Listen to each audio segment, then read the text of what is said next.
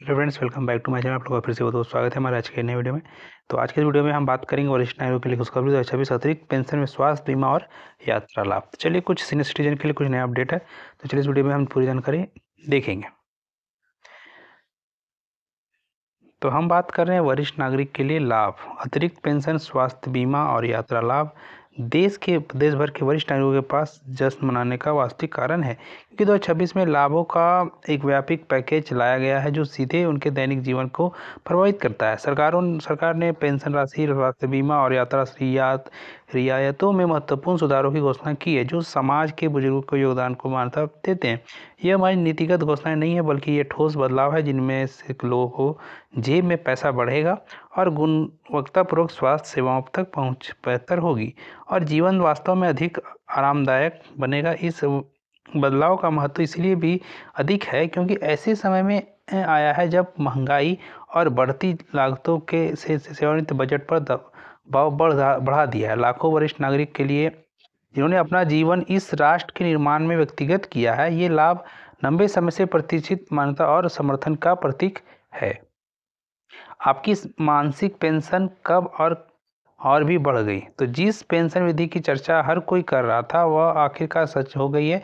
इस तिमाही से पात्र वरिष्ठ नागरिकों को उनकी मासिक पेंशन 8 से 12% की वृद्धि देखने को मिलेगी, जो बिना किसी आवेदन प्रक्रिया के सीधे उनके बैंक खाते में जमा हो जाएगी। इस वृद्धि केंद्र और राज्य सरकार की सभी पेंशनों पर लागू होगी। हालांकि सटीक प्रतिशत आपकी सेवा श्रेणी और सेवानिवृत्त वर्ष पर निर्भर करेगा। न्यूनतम पेंशन प्राप्त करने वालों को और भी अधिक लाभ होगा, क्योंकि मूल राशि को वर्तमान जीवन व्यय के अनुरूप समायोजित किया जा गया है।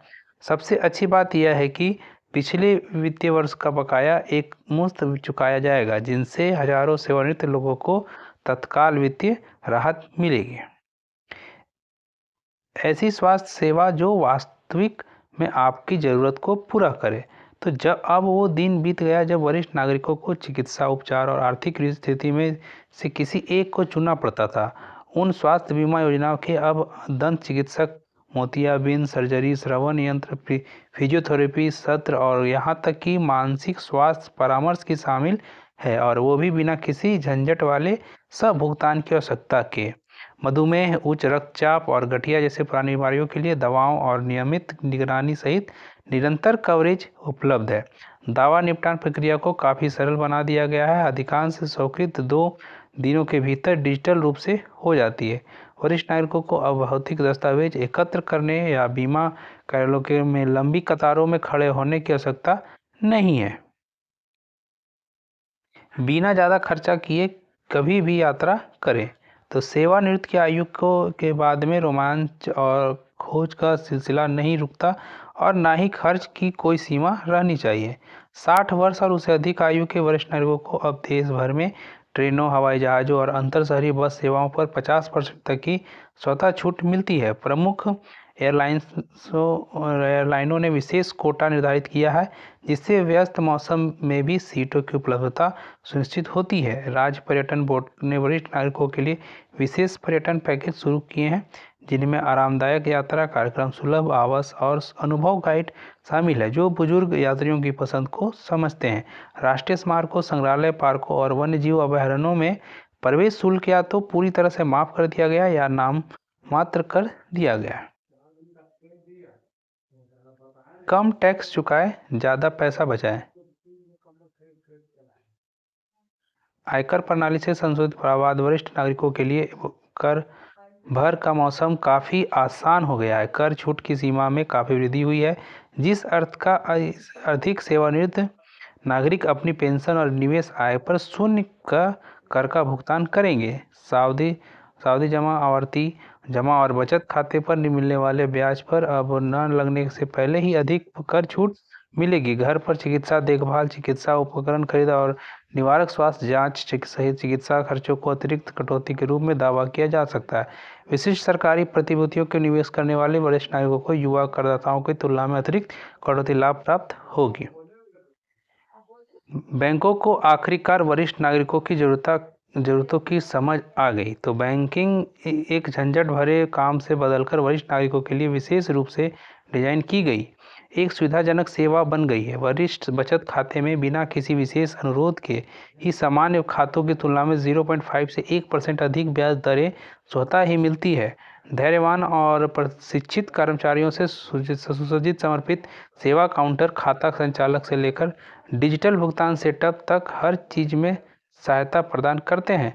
सभी मासिक रखरखाव शुल्क समाप्त कर दिए गए और एटीएम से निकासी असीमित और निःशुल्क है, चाहे आप किसी भी बैंक की मशीन का उपयोग करें। कई बैंक अब उन वरिष्ठ नागरिकों के लिए डोर स्टेप बैंकिंग सुविधा प्रदान करते हैं जिन्हें यात्रा करने में कठिनाई होती है और नकदी जमा करने के लिए फॉर्म जमा करने तक सभी कार्य संभालते हैं। जब आपको सबसे ज़्यादा ज़रूरत हो तब सामुदायिक सहायता।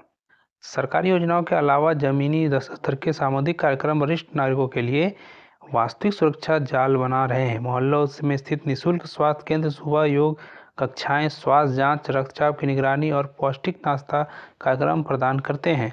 प्रौद्योगिकी कार्यशालाओं में स्मार्टफोन का उपयोग, ऑनलाइन खरीदारी, डिजिटल भुगतान और वीडियो कॉलिंग सिखाई जाती है ताकि वरिष्ठ नागरिक दूर रहने वाले परिवारों के सदस्यों से जुड़े रह सकें और स्वयंसेवी नेटवर्क साथ रहने के लिए घर घर जाकर मिलने, किराने का सामान खरीदने में सहायता और आपातकालीन सेवाएं प्रदान करते रहे। स्थानीय क्लब सांस्कृतिक कार्यक्रम, सामूहिक भ्रमण और शौक से संबंधित कक्षाएं आयोजित करते हैं जो अकेलेपन से लड़ने के साथ साथ समान जीवन स्तर वाले लोगों के बीच मित्रता को बढ़ावा देते हैं।